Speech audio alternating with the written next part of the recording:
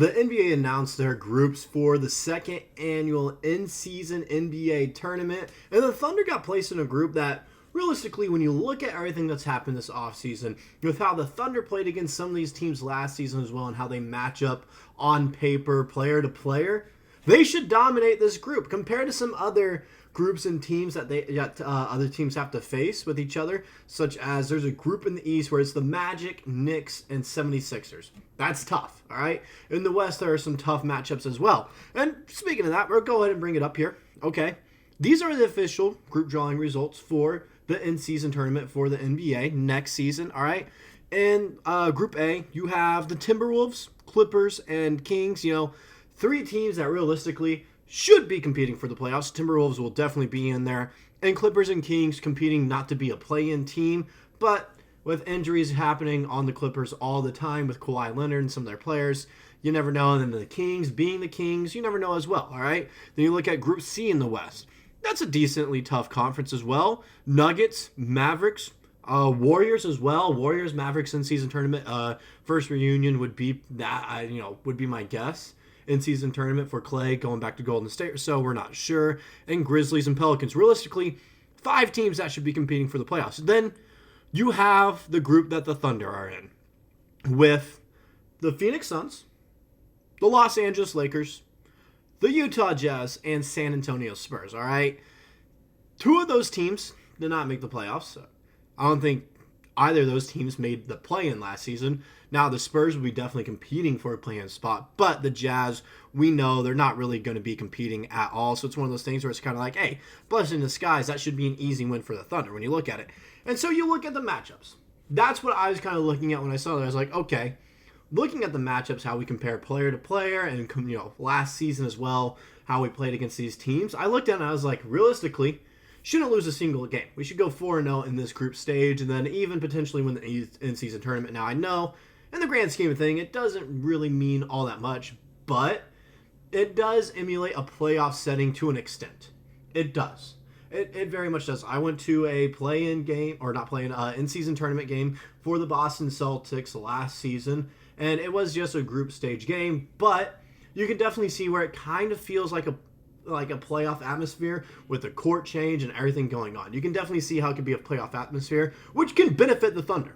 As we know, we had a lack of playoff experience, which is, part of the reason we didn't make it past the Western Conference semifinals against the Dallas Mavericks, a team that had playoff experience on their side with guys like Kyrie Irving and Luka Doncic and some of those other players as well. We were very young, and majority of our guys have never made the playoffs besides like Shai and Dort. Those are like the only 2 guys on our team, and Gordon Hayward, but he didn't really play all that much, so we're not going to talk about him with that regards, but it was just Shai and Dort. So those guys were the only guys with playoff experience that have been used to a crowd like that before, especially of opposing fans. So I definitely think this in-season tournament can benefit us. But I do think we should, quite frankly, dominate. Being honest, when I look at the teams, look at the competition, all right? Example, I'm not going to show the matchups with them at all because it's the Utah Jazz. Okay? Realistically, with what I've seen so far of what they've done in the offseason, how they're trying to rebuild, they're trying to get rid of Lauri Markkanen, their best player, maybe even Colin Sexton as well, their second best player. I look at that, I'm like, okay, they're entering a rebuild, so we should beat them by 30 points plus, all right? 30 plus is what we should beat them by. So I'm not worried about them. The 3 other teams, however, I am worried about, and kind of a ranking order of where I would be worried about it. I'm going to break it down here, looking at the games, and then also going on and like, okay, player matchups, what would it look like, all right? So for the first team we're looking at here is the Phoenix Suns. As you can see, we swept the series last season. They're the 3rd team I'm worried about, the most, okay? We beat them in the first game on November 12th, 111-99. Pretty solid. The second game is a little bit closer on March 3rd, 118-110. Okay, it got a little bit closer in the last game. I don't want to say it was a blowout. We won by 25 points. You can go ahead and say it was a blowout. Go ahead. Take that, Katie. In the final game, beat them 128-103, won by 25. I will consider that a blowout. I will. So I'm not necessarily worried about them because they didn't really get better, but they didn't get worse. They kind of stayed the same. However, the Thunder did get better. So this should be a game that we win and go ahead and chalk it up as a W in the scorebook. And this is what I'm kind of saying here. I think these first 4 games, you can count, or these 4 games that we for sure have guaranteed on the schedule now, go ahead and count them as a W. It was what I'm kind of looking at it by. Now, these other 2 teams that I will be talking about here, and the Spurs and Lakers, and speaking of the Spurs, we'll go ahead and talk about them right now. This is the team I'm, worried about second most. All right, the Spurs, just because of the new connection between Chris Paul and Victor Wembanyama. They're going to be abusing that pick and roll so much. They're going to be abusing it and running it with Chris Paul and Victor Wembanyama. Chris Paul can average like 14 assists a game with Victor Wembanyama. Wembanyama can average almost 30 a game as well. He might have an MVP chance of a season with Chris Paul actually getting him good looks, making sure he's getting the ball. That's why I'm worried about the Spurs, that little duo right there. Everything else, I'm not necessarily worried about. I think we match up, better than all our players everywhere else. Even at the point guard position, I feel like we match up better. Center is where it gets tricky, if you want to say it's, Chet and Victor Wembanyama, or if it's Hartenstein and Victor Wembanyama.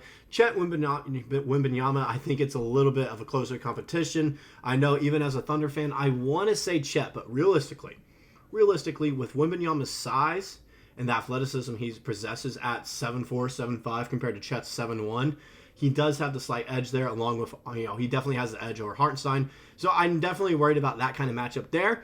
But when you look at these scores, we only lost 1 game to the Spurs last season, 132-118. You're going to lose games. You can't go perfect, 82-0. It's going to happen. There are also going to be off nights, which we had quite a bit with the Lakers, but I felt like they matched up better against us than we did with them because they had experience and they had size. Okay, so they were abusing us in those regards with how much, how bigger they were than us. But looking at the Spurs here, beat them 123-87, blowout victory. Next game as well, blowout victory, all right? We lost by 14 the next game, all right? Not the best look, but then we finish it off with a blowout victory on April 10. Pretty good looks there, pretty good looks. The only thing I'm worried about, like I said, is the Chris Paul to Victor Wembanyama connection on the pick and roll. Other than that, I feel like we should have it handled, and we should also win here. So go ahead, mark that as 3 W's for sure. Now, the last team that I am a little bit more worried about is the Lakers, especially when you look at here. We won the first game, 133-110, won by 23 points. I don't want to necessarily say huge blowout, but you can definitely call it a blowout win when you win by 20 plus. Then the next game, we lost by 9 to the Lakers. Oh, that sucks. Next game as well, another close game, lost by 7. Then the next one, I don't want to say necessarily too close because we did lose by double digits, but lost the last game against them in the series by 12, 116-104. Some of that is because when you have the best player in NBA history in LeBron James, and you go ahead and debate me on that, he is the best player in NBA history. When you have him on your side, Anthony Davis, who's one of the better centers in the NBA, even though he doesn't really want to play like a center, he is one of the better centers in the NBA. It hurts, all right? Because he has that size over you, along with some other good role players that are around him, and they should have been a better team than they were, but it's just the fact that the West was so stacked last season, and it will be stacked again this season. The only reason they're at the top of my list, they didn't add anyone, all right? In my opinion, I think they may have gotten slightly worse just because everyone is getting older on that team and they're about to exit their prime. Like LeBron, he's not getting any younger. He keeps on getting older. Now, he's still playing like a top 20 player in the NBA right now, but you can tell he keeps on regressing just a little bit. He doesn't have that, step that he once had. Anthony Davis, he's made of glass. We're not even sure if he'll even play in the, in the in-season tournament game that we have against the Lakers. We're not sure if he'll even be healthy. But if this Lakers team is fully healthy and they're playing at the top of their game, best of their potential, this is a game that we could possibly lose. But I think this would be the only game we lose in our group draw for the in-season tournament. Now, other teams that are out there that can give us a run for our money, like the Timberwolves and Mavericks and maybe even Nuggets, even though they've lost some key pieces as well. It's still the Nuggets, Nikola Jokic and Jamal Murray. Still a tough team to beat. Guys like those teams, we might have a little bit more difficulty with, but that's after the group stages, all right? That's after the group stage of the tournament that we have to worry about that. It's just the only team I'd necessarily be worried about. That I, have it circled, be like, we got to play at the top of our game if we were serious about winning the in-season tournament. Even though it doesn't really mean much, it just gives you good kind of playoff experience, playoff-like experience would be my best way to put it, is looking out for the Lakers, all right? Especially after they won it last season and Lakers fans were going crazy about it.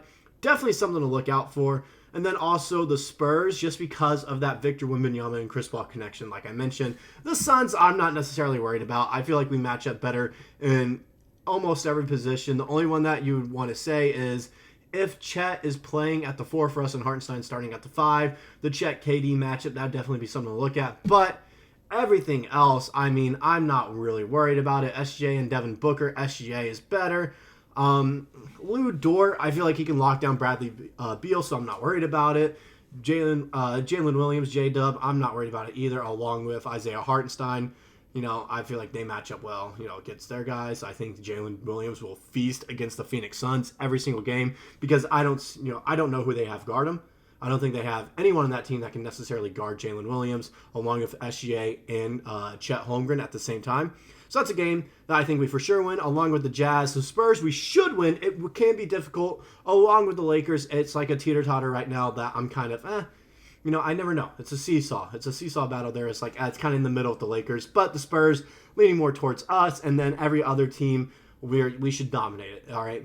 Just being honest, this in-season tournament, we should dominate and have the chances to win, especially. However, I want to make it clear, I'm not necessarily worried about winning the in-season tournament. I just want the playoff-like experience for our guys so we know what to expect going into the playoffs as hopefully the number 1 seed again and the best team in the NBA. All right, because that should happen. But that's all I got for this video. Let me know what you guys think about the drawings for the in-season tournament, and let me know a team that from another group, whether it's an Eastern Conference team or a Western Conference team that you should be we should be looking out for, especially some of these groups of death teams as well, like Group C in the Western Conference, all teams that realistically should be competing for a playoff spot. And then I think it's the first group in the Eastern Conference with Philly, New York, and Orlando in it. That should be a good matchup as well. So let me know a team that you're looking forward to kind of watching in the in-season tournament and seeing how they kind of mesh together in a playoff-like experience. With that all the way, I'll see you guys in the next video.